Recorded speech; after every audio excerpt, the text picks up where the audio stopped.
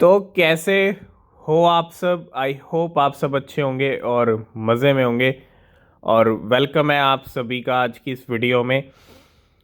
आज है 14 फरवरी और बहुत इम्पोर्टेंट दिन है मार्केट के लिए। क्यों है उसके बारे में बात करेंगे। और उससे पहले अगर आप मार्केट की सिचुएशन देखोगे, थोड़ी सी रेड हवाली हमको देखने को मिल रही है। कितनी यहाँ पे सिचुएशन बिगड़ी है और किस वजह से बिगड़ी है उसके बारे में बात करेंगे। लेकिन उससे पहले आप सभी को very good morning. I hope आप सब अच्छे होंगे। और ये जो मार्केट की सिचुएशन देखने को मिल रही है ये थोड़ी सी अच्छी नहीं है। 21,700 पे अभी भी बिटकॉइन टिका हुआ है। 21,300 तक के लेवल हिट किए हैं बिटकॉइन ने लास्ट 24 आवर में। 21,375 का जो लेवल है 21,375, जी हाँ, ये लेवल हिट करके आया है बिटकॉइन। लो लेवल अभी 21,700 पे लेवल चल रहा है और 22,000 हमको फिर से दिख सकता है। क्यों दिख सकता है उसके बारे में बात करेंगे। $292 पे चल रहा है बीएनबी का प्राइस। $283 का इसने भी लो लगा रखा है, ये भी अभी 292 पे चल रहा है। इसके अलावा इथीरियम की बात कर लूँ, 1500 फिर डॉलर से ऊपर आ चुका है, फिर $1500 पे लेवल आ चुका है। $1.1 पे मैटिक चल रहा है। शिबा इनू 4% डाउन 1235 की सीरीज। सोलाना $20 पे, है ना। आपको पता है कल BUSD का क्या कुछ हुआ है मार्केट के अंदर। फर्ड, है ना, कि जो टैक्सोज है उसने BUSD इशू करना बंद कर दिया, ऊपर से ऑर्डर मिल गए, है ना। तो ये सारी चीज़ें क्या हुई हैं, थोड़े टाइम के लिए मार्केट को इम्पैक्ट ज़रूर किया है, ठीक है। लेकिन ऐसी न्यूज़ मार्केट में टेम्परेरी होती हैं और टेम्परेरी मार्केट्स को इम्पैक्ट करती हैं। लॉन्ग रन के अंदर इन न्यूज़ का आता भी नहीं होता, पता भी नहीं होता, है ना। तो सिर्फ टेम्परेरी इम्पैक्ट मार्केट पे डाल सकती हैं ऐसी न्यूज़, है ना। लॉन्ग रन में कोई असर नहीं होता ज़्यादा। बस इतना ही कहूँगा, फंड से दूर रहिए। फंड आते रहते हैं, फंड जाते रहते हैं, है ना। और बाइनेंस को लेके तो न जाने कितने फंड आ चुके हैं और कितने आगे आने वाले हैं, लेकिन बाइनेंस नंबर 1 एक्सचेंज है। यही एक रीज़न है कि फंड भी ज़्यादा आते हैं। तो अगर हम गेनर लिस्ट की बात करते हैं तो USTC जो लूना का स्टेबल कॉइन, जिसकी वजह से लूना क्रैश हुई, आज वो 28% तक पंप कर रहा है ना। इसके अलावा बॉन्ड चल रहा है 19%। HFT फिर से इस लिस्ट में आ चुका है। 51 रुपीज़ पे लेवल आ चुके हैं HFT के। और पिछले एक महीने में ये कॉइन 25 रुपये से लेके 50 का लेवल ऊपर कर दिया है पूरा पूरा। इसने भी काफ़ी अच्छा पैसा डबल कर दिया है अपने होल्डर्स का।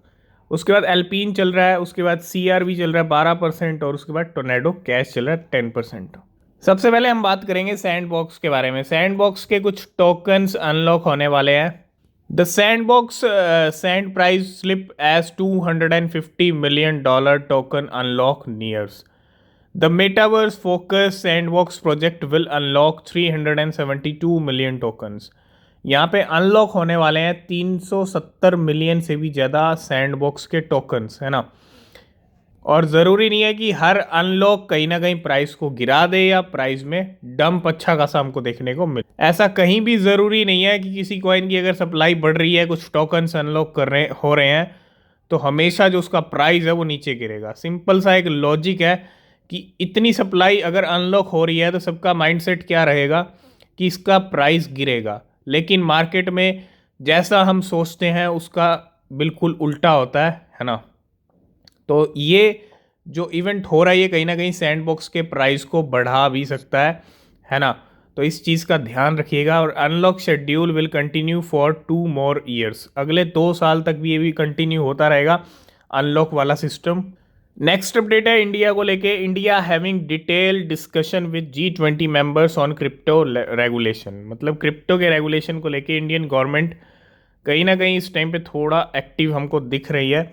और अच्छी बात है कि रेगुलेशंस को लेके यहाँ पे बात हो रही है। बात तो काफ़ी टाइम से हो रही है, लेकिन अब थोड़ा जो है यहाँ पे ज़्यादा discussion. India is having detailed discussion with G20 member about forming a collective standard operating procedure to regulate crypto assets.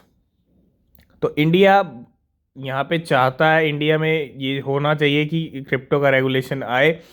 और Indian finance minister Nirmala Sitharaman has revealed she also called a globally coordination approach on the regulation of crypto asset.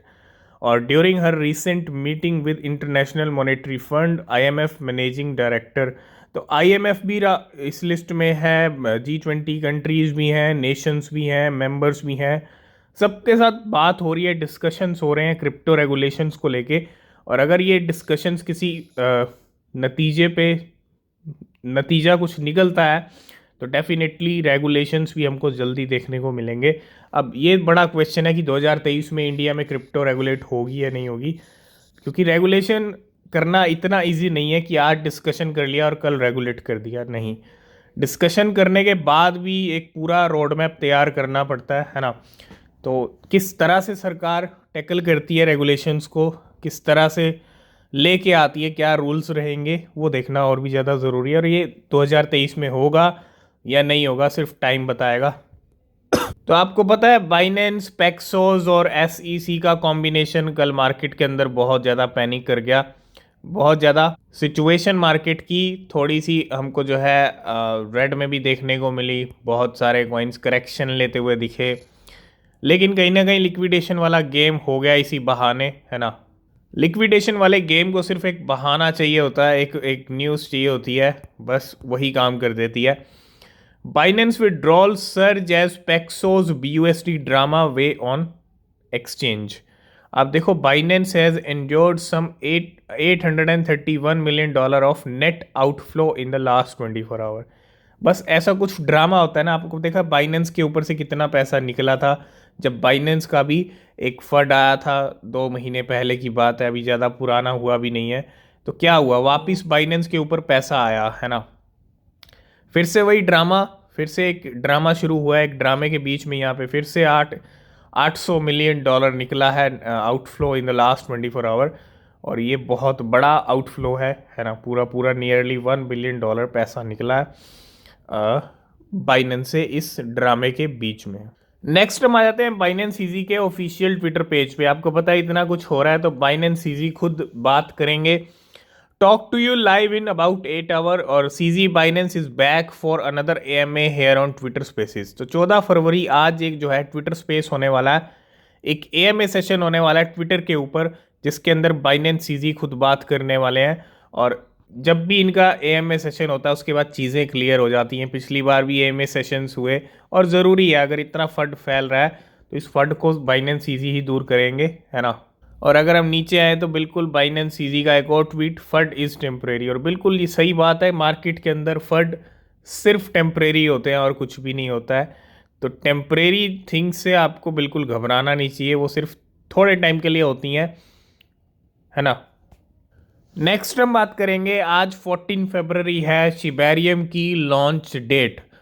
हमने एक चीज़ आपसे के साथ share की थी कि 50-50 लगा के चलिएगा कि 14 फरवरी को शिबेरियम आएगा या नहीं आएगा। मतलब चांसेस आने के भी 50% है, नहीं आने के भी 50% है। और शिबेरियम अगर आएगा ना तो एक ऑफिशियल अनाउंसमेंट होगा सिर्फ शिबा इनू के ऑफिशियल ट्विटर पेज से, है ना। और कहीं से कुछ भी डेट आ रही है वो कहीं ना कहीं कुछ भी आ रहा है तो वो ऑफिशियल नहीं है। खुद शिबा इनू के ऑफिशियल ट्विटर पेज से यहाँ पे अनाउंसमेंट किया जाएगा। अभी तक कोई अनाउंसमेंट नहीं हुआ है, अभी पूरा यहाँ पे दिन है, ठीक है। तो जैसे ही कोई अनाउंसमेंट आएगा शिबेरियम के आने का या लॉन्च होने का तो हम आपके साथ ज़रूर शेयर करेंगे। और अगर आज नहीं होता है कोई अनाउंसमेंट तो समझ लीजिए कि शिबेरियम आज नहीं लॉन्च होने वाला है। और जो 14 फरवरी की डेट कम्युनिटी की तरफ से एक हाइप क्रिएट हो रही थी कि 14 फरवरी को आएगा, अब रियलिटी में आएगा या नहीं आएगा सिर्फ टाइम बताएगा। लेकिन अगर नहीं आएगा तो फिर तैयार रहिए किसी और डेट के लिए, कोई और डेट यहाँ पे हो सकती है ना। लेकिन अगर आएगा, जैसे ही नोटिफिकेशन, जैसे ही कुछ अपडेट आएगा तो हम आपके साथ ज़रूर शेयर करेंगे अपने टेलीग्राम चैनल के ऊपर। तो CPI डेटा भी आने वाले हैं, वो भी आपको टेलीग्राम पे मिलेगा सबसे पहले। अगर आपने ज्वाइन नहीं किया तो दोनों के लिए ज्वाइन ज़रूर करो टेलीग्राम चैनल को, CPI डेटा मिस नहीं होना चाहिए, ठीक है। तो आ गए हैं हम अपने टेलीग्राम के ऊपर, ठीक है। लिंक आपको डिस्क्रिप्शन में मिल जाएगा, ज्वाइन ज़रूर कीजिएगा। CPI डेटा आने वाला है इवनिंग में, वही टाइम रहेगा 7 PM। और कितना आएगा। अगर आप यहाँ पे कुछ देखो, हमने डेटा शेयर किया आपके साथ यहाँ पे अपने टेलीग्राम के ऊपर। ये कुछ सीपीआई डेटा है जो पिछले कुछ महीनों से आए हैं। अगर आप पिछले 3 महीने का देखोगे, सिर्फ और सिर्फ जो 8.5 तक 9% तक भी पहुँच गया था, वहाँ से जो पीक से जो है लेवल नीचे आ रहे हैं किसके, इन्फ्लेशन के। 8.5, 8.3, 8.2, उसके बाद 7.7 आया, फिर 7.1 आया 13 दिसंबर को, और फिर आया 12 जनवरी 6.5 जो पिछले महीने आया है। अब की बार जो सीपीआई डेटा आना चाहिए वो 6.2% से कम आना चाहिए, है ना।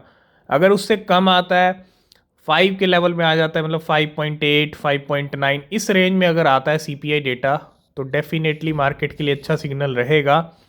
लेकिन अगर फिर से थोड़ा सा बढ़ के आता है, 6.2 आता है या 6.3 या फिर से 6.5 आता है जो पिछली बार की तरह आया है, तो फिर थोड़ी सिचुएशन जो है ऊपर तो नहीं जाएगी, लेकिन मामला न्यूट्रल वाला या फ्लक्चुएशंस वाला ज़रूर हो जाएगा। मैं ये नहीं कह रहा कि एक क्रैश या डंप आपको देखने को मिल जाएगा, नहीं, डंप का कोई रीज़न है नहीं। लेकिन फिर भी जब तक सीपीआई डेटा का नंबर आता नहीं है ना, तब तक आपको कुछ करना नहीं है।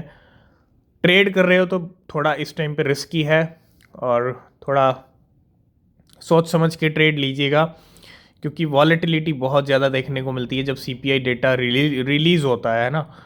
तो जैसे ही रिलीज़ होगा 7 बजे शाम को, है ना, तो हम आपके साथ ज़रूर शेयर करेंगे। टेलीग्राम को ज्वाइन ज़रूर कर लो। नेक्स्ट हम बात करेंगे वेल्स के बारे में। हॉकी, इस वेल का नाम है Ethereum well hockey, just bought 23,20,000 bit token, जिनकी वैल्यू है $1.3 मिलियन की। बिट मीन्स बिट डाओ को खरीदा है यहाँ पे, और 5 पे इसकी जो है रैंक आती है। लेकिन बिट डाओ को तो खरीद लिया, लेकिन इथीरियम वेल ब्लू वेल 0073, जी हाँ नोट कर लीजिए, blue whale 0073 just what 223 billion Shiba Inu, जिनकी वैल्यू है $2.7 मिलियन की। और ये ट्रांजैक्शन हुआ है, अगर आप देखो रात को, है ना, देर रात को 14 फरवरी को ही ये ट्रांजैक्शन हमको देखने को मिला। और ये ट्रांजैक्शन ठीक पहले हो गया, किससे, शिबेरियम के आने से पहले। अभी यहाँ पे कंफर्म नहीं है कि आज शिबेरियम आएगा या नहीं आएगा, लेकिन इतना बड़ा ट्रांजैक्शन कर देना, एक आहट कहीं ना कहीं लग रही है कि कुछ ना कुछ बड़ा हो सकता है। जब जब ऐसे ट्रांजैक्शन होते हैं उसके बाद फ्लक्चुएशन भैया प्राइस में देखने को मिलते हैं। 130 बिलियन का ट्रांजैक्शन हुआ था 30 जनवरी को, शिबा इनू 2 बार पंप कर गया उसके बाद, है ना। चाहे छोटे छोटे पंप रहे हो 20-22% के, लेकिन पंप ज़रूर आया। और ये तो 223 बिलियन का है। तो इतने शिबा इनू फिर से खरीद लिए इस वेल ने, और जिसकी रैंक आती है 329 पे, है ना। इसके अलावा इथीरियम वेल बैरोन, है ना, इस इथीरियम वेल का नाम है Baron, just bought 4,26,000 DYDX token. 4,26,000 DYDX को इस बार इस वेल ने खरीदा है, और इसकी वैल्यू है $1.1 मिलियन की, और 260 पे इसकी रैंक आती है। तो DYDX पे भी नज़र रखें आप। इसके अलावा नेक्स्ट जो बैरोन ने ट्रांजैक्शन किया है, एक तो 4,26,000 DYDX खरीदे, इसी वेल ने यहाँ पे 15 लाख, पूरे 16 लाख लगा लीजिए, 1.5 मिलियन, मतलब मैटिक कॉइन को खरीद लिया। 1.8 मिलियन की वैल्यू है, तो 16 लाख के करीब मैटिक कॉइन भी इसने अपने बैग में ऐड किए हैं। इसके अलावा ब्लू वेल 0088 वेल ने यहाँ पे क्या किया, 13 मिलियन GRT टोकन्स को खरीदा है। जो द ग्राफ जिसने अभी बहुत अच्छी परफॉर्मेंस दी, फरवरी मंथ के लिए हमने इस कॉइन को रखा था अपनी लिस्ट में, जो कि बिल्कुल खरा उतरा है, और इसी कॉइन को खरीदा है। कितने, 13 मिलियन कॉइन खरीदे गए हैं 1.9 मिलियन के। इसके अलावा यही ब्लू वेल 0088 है जिसने यहाँ पे 1,50,000 के करीब चेन लिंक टोकन को खरीदा है। 1,53,000 चेन लिंक को खरीदा है, जिसकी वैल्यू $1 मिलियन की है। तो चेन लिंक भी इसने अपने बैग में ऐड कर लिए। इसके अलावा ब्लू वेल 0072, इस वेल ने क्या किया है, जस्ट बॉट 2,17,000 ऐप कॉइन, जिनकी वैल्यू $1 मिलियन की है, और इसकी भी रैंक 115 पे आती है, 50 पे आती है ना। तो इसने ऐप कॉइन को खरीदा है 2,17,000। और इसी वेल का दूसरा ट्रांजेक्शन भी ऐप कॉइन को लेके है, लेकिन इसके अंदर 6,70,000 ऐप कॉइन खरीदे गए हैं जिसकी वैल्यू $3.3 मिलियन की है। तो ऐप कॉइन को लेके भी पूरा बैग फुल किया है इस वेल ने अपने बैग में। लास्ट एंड फाइनल ट्रांजेक्शन भी हॉकी का है। इसने अभी आज भी बिट खरीदे हैं, लेकिन ये ट्रांजेक्शन कल का है जिसके अंदर 30 मिलियन बिट खरीदे हुए हैं $17 मिलियन के। तो बिट डाओ को लेके भी बहुत भारी भरकम यहाँ पे ट्रांजेक्शन किया है इस वेल ने, है ना। तो ये थी कुछ वेल्स की बड़ी बड़ी शॉपिंग जिसके अंदर 223 बिलियन शिबा इनू को भी खरीदा गया है। तो आगे जो अपडेट रहेंगी टेलीग्राम पे मिलेंगी सबसे पहले, ज्वाइन ज़रूर कर लीजिए, ठीक है। वीडियो पसंद आया लाइक शेयर कमेंट कीजिएगा। कोई क्वेश्चन कोई सवाल है पूछ सकते हैं। और किसी भी क्रिप्टो में इन्वेस्ट कर रहे हैं हमेशा अपनी रिसर्च करें, वो बेहद ज़रूरी होती है। मिलते हैं नेक्स्ट वीडियो में, तब तक के लिए बाय बाय, टेक केयर।